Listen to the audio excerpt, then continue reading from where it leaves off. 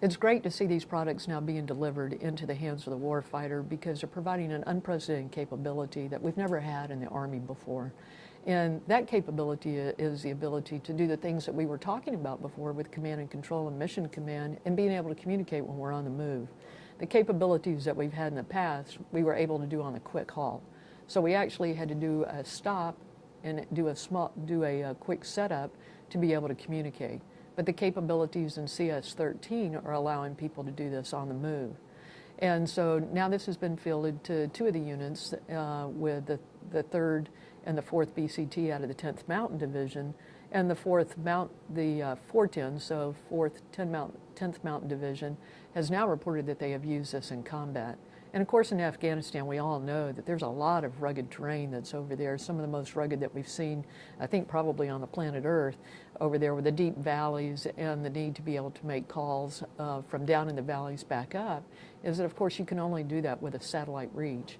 But some of these new capabilities, they couple the satellite capability along with line of sight, so it's very robust communications.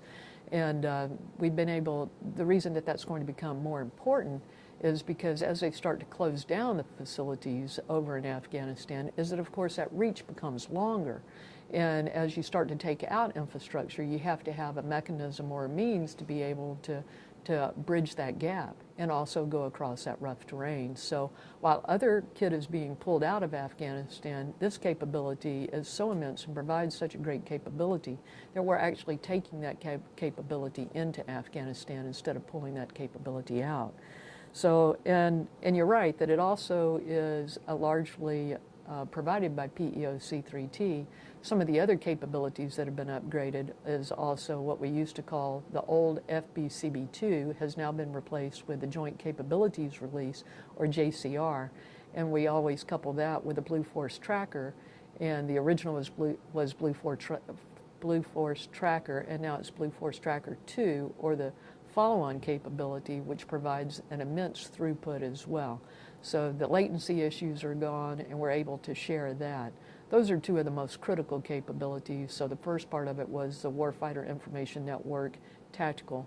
The Increment 2, as we call it, WINT Inc. 2, is now coupled with the JCR upgrades as well. And those are two of the primary focus on the CS-13.